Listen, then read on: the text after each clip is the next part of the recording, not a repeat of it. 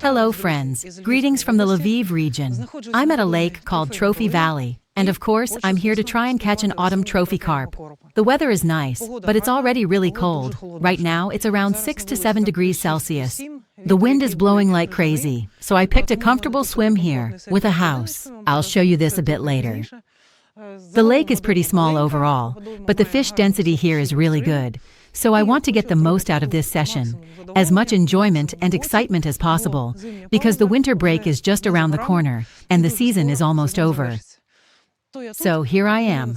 It's my first time at this lake, and honestly, first visits are always really interesting, because they're full of excitement, impressions, and that constant thinking, what to do and how to approach the session.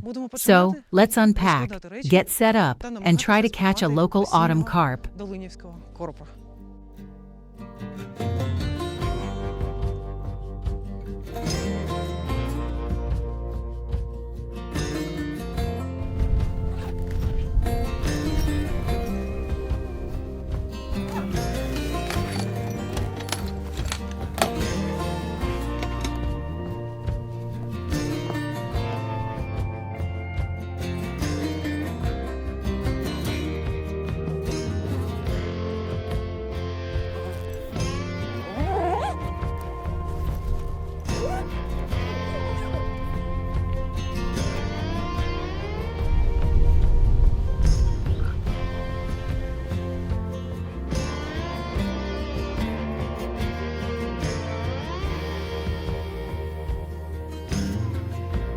I've been doing some marker work here for a while already.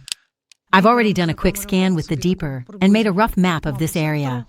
But honestly, it turned out to be pretty tricky here without using a classic marker setup.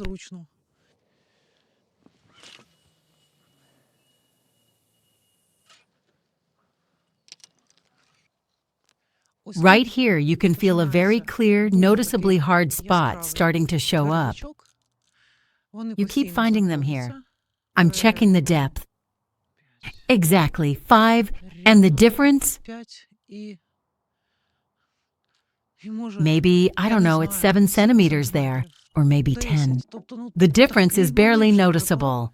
It is very small. It's so small that the sonar literally can't even pick it up. And at the same time, there are real hard spots all along this distance. Properly cleaned out, polished areas. That means the fish are feeding there all the time. Let me quickly check the distance with the rangefinder. 50 meters. Basically, it's the same thing. So on the left side of my swim, the hard bottom starts at 50 meters, and on the right side, it's at 53. So, judging by the marker, the bottom is pretty even overall. It doesn't plug in too much, but it's still quite soft. And there are some really clear hard spots right next to tiny little changes in depth, like micro edges in the bottom contours. And on top of that, we've got 2 gentle slopes, one close to our bank and one near the opposite bank. Right before my trip, today, a competition here has just ended. Everything was really quiet. So the fish are barely feeding. People say the bites have been minimal, literally just 1 beep. So I'm going to be very careful with the amount of bait. And I'll start with more delicate hook baits as well.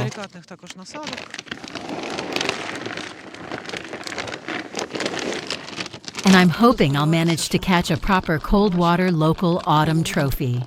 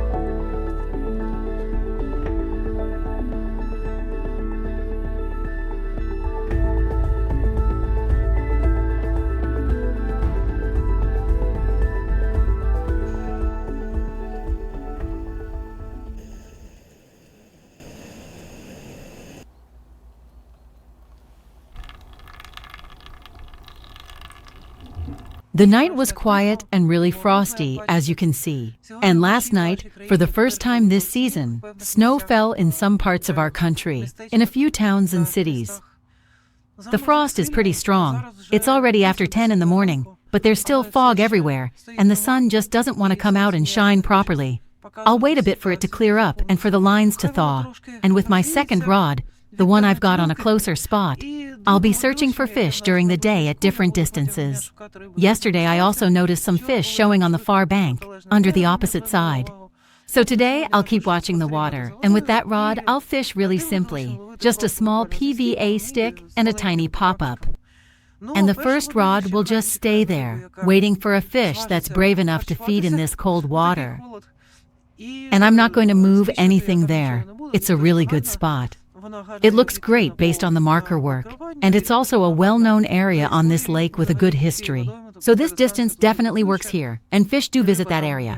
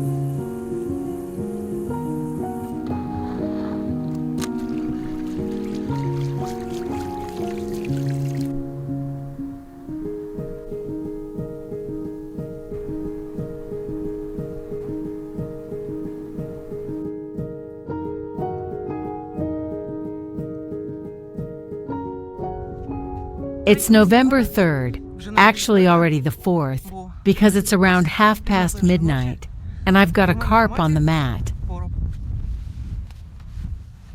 Of course, it's not a record fish, but for this time of year, and considering the conditions, and the fact that nobody caught a single fish here over the weekend, I think this is just amazing. And this is the first carp I've ever caught in November, because before this, I always used to finish my season in October.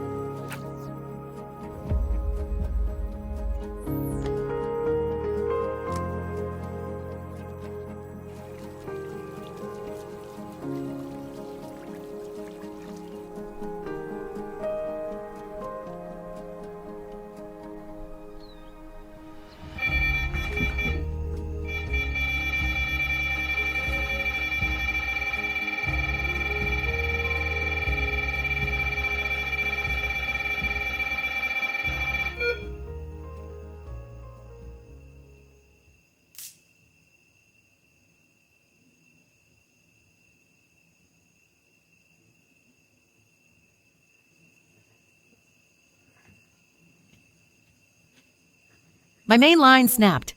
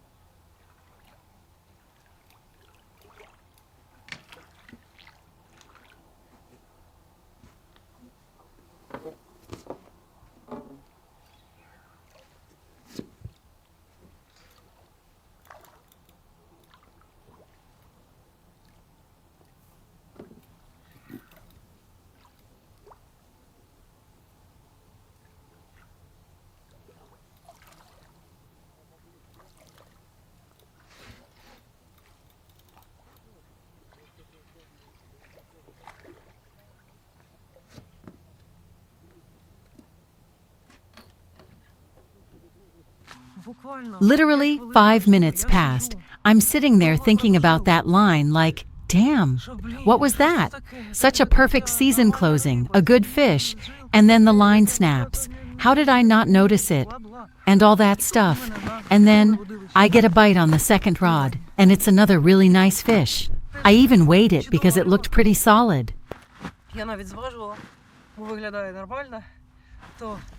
The carp is exactly 10 kilos. And just a reminder, today is November 4th, but you see the fish actually came out to feed during the day. In our fishing, a lot depends on the conditions. So right now, the conditions are actually favorable. The fish is feeling good. It came out and made my day. It's the perfect fish to finish the season with.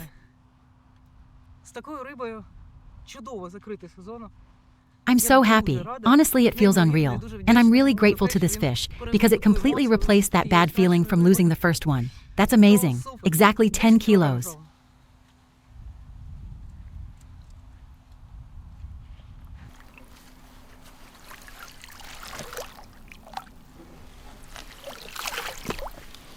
In this session, I'm fishing with wafters, really small hook baits. Those of you who watch my channel regularly know that I don't use tiny baits very often, because when the fish are active, they can bring a lot of bites from nuisance fish and smaller carp as well. But right now, that's not really an issue.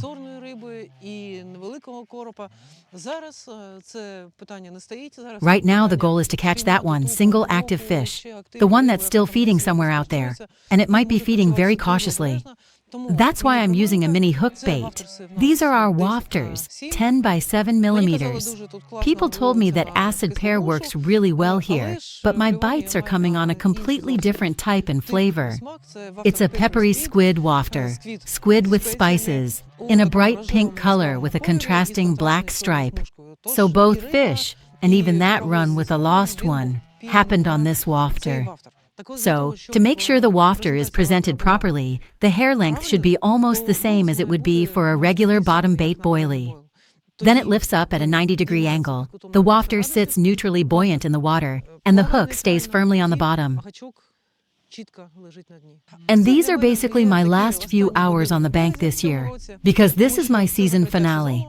Today is November 4th, and I think it's definitely time for an autumn break. Soon, the lakes will be covered with ice, and the lake seems to agree with me. It's basically switching off for autumn already, and that's completely normal. This lake actually has a very high fish density. There are loads of fish in here. The lake is quite small, and there are a lot of medium-sized carp here. But because it's a small water, and it doesn't really have any big depths, the carp tend to slow down and become less active much earlier than they do on larger, deeper lakes. So a lake like this reacts much faster to changes in the weather and the overall conditions, and that's exactly what's happening right now. The lake is almost completely switched off already, and it's basically asking for an autumn break too. So the bites are very rare, and they feel really hard-earned. In this situation, that's totally normal, but it also gives you even more buzz and excitement, because when you finally get that single bite you've been waiting for, it feels amazing. And I think this lake will be a great place to come back to in early spring, because waters like this usually wake up very early.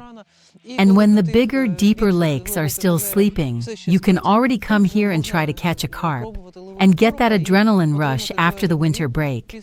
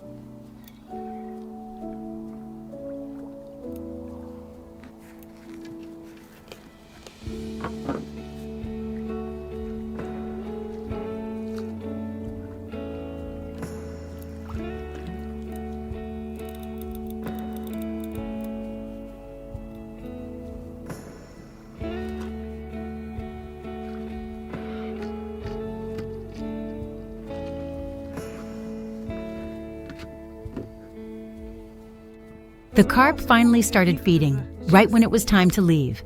That's how it always happens.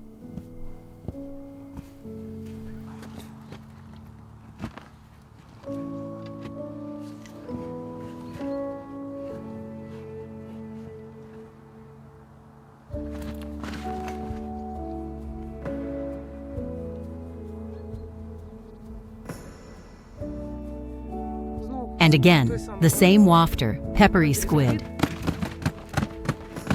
In the mix, I've got 10mm red boilies and hemp with crushed tiger nuts. I'm already packing up and getting ready to leave. And as a goodbye, here we go.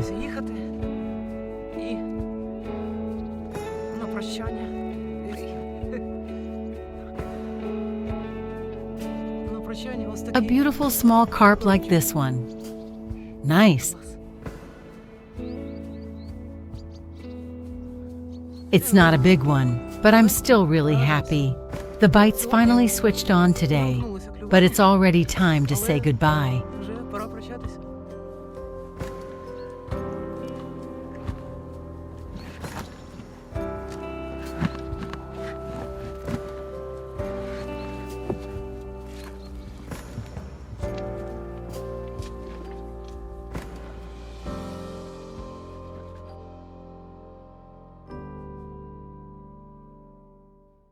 So this is my camp here.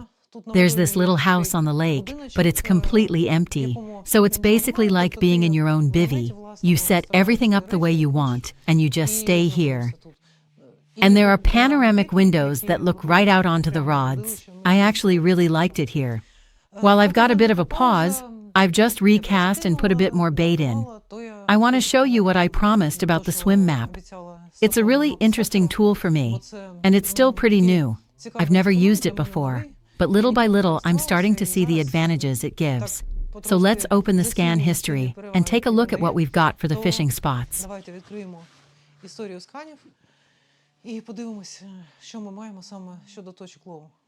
So when you're on a new, unfamiliar lake, you definitely have to be very careful when searching for spots. And here I was marking around both with the deeper castable sonar. This is the new deeper, and with a classic marker float as well, comparing the information I was getting from both. Actually, it was a really interesting experience, and it might be useful for someone, so I'll tell you about it. Here at Trophy Valley, the depth change is very small, literally just about 10 centimeters. It's right in the middle, at around 50 meters, and it actually matters. Close to this little depth change, there are some really clear hard spots, either stones or mussel shells, something like that, and the fish tend to hold around them.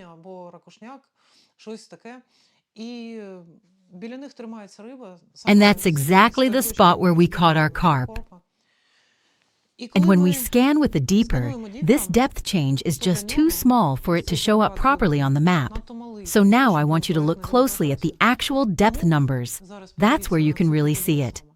See how the depth keeps changing and doesn't stay at one steady number?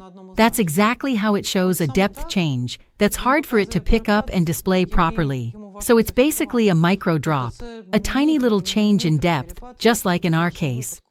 And this micro drop actually made a difference. And besides that, the hard spots that I clearly felt with the marker rod are also really easy to see here on the scan. So take a look at this scan, the bottom scan. The bottom surface, in general, is not very soft. This vibrant and bright orange coloration here indicates that the bottom is generally quite dense, meaning it's not particularly soft or yielding. But when we get to our distinctly hard spot, here it is, inside that scan, we can see very bright yellow spots. That means it's something very hard. And, as you can see, there are also some small distinct little lines appearing above the bottom.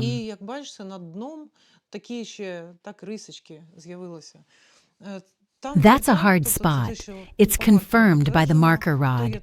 You can really feel it knocking, so those little lines could even be mussel shells that we're seeing like this on the sonar scan. And that's exactly why it stands out so clearly here. So the hard spots I found with the marker are shown on this scan as these bright yellow areas inside the orange background. And the best part is, the bottom scan stays saved on your phone. I drafted this map 2 weeks ago when I initially arrived here, and even now, I was still relying on this same map as a reference for my journey. You see, here the picture is completely different. The bottom changes, so everything is saved, all of it. It matches the marker work perfectly, so this bottom scan information is really clear and super useful, especially when the fishing is slow, when you're not getting any bites, and you need to start searching for fish again. So where exactly was I fishing? I was fishing on the left edge of my swim, and even a little bit further left, right in the area where that hard spot is. Here it is again, those yellow highlights in the middle of the orange, and the same little lines above it. So you can see it's basically everywhere along this distance. Don't look at these markers right now. They show the distance from where my phone is positioned at the moment. The hard spots are right there at 50 meters, very clearly. And this spot turned out to be the most productive one. I kept moving the second spot. The first night I was fishing right under the far bank, somewhere around here, at about 77 meters. That's right at the bottom of the marginal slope, the lower part of it, right where the main depth starts. There was also a really nice, clean, hard spot there, but nothing happened. Then I tried fishing at 60 meters, and tonight I also put one rod on a closer spot, 40 meters. On my first trip here, the first rod stayed on that 50-meter spot the whole time, the one that later turned out to be productive. And with the second rod, I was constantly searching for fish at different distances, recasting and trying new spots. But back then, the fish were basically like, "It's freezing out here. Why did you even come?" So yeah, it's really convenient. And of course, you can create a map with a marker rod too, and it can be even more detailed. But the time it takes is much longer, especially if you want to build a proper detailed swim map with lots of casts in different directions. That's literally hours of work. But if I've got a relatively short session like this one, and the daylight hours are really limited, making a map like this is much more convenient. I think it took me no more than about half an hour. Just a few casts, because I'm using the medium beam width. It covers a decent area, and it also gives really good bottom information. Plus, everything gets saved afterwards, and this bottom scan is something I always look at very carefully. On lakes like this, where there's no real features or big depth changes, these hard spots, especially mussel beds, and those tiny micro drops, can make a huge difference. And those are exactly the places where fish like to feed on.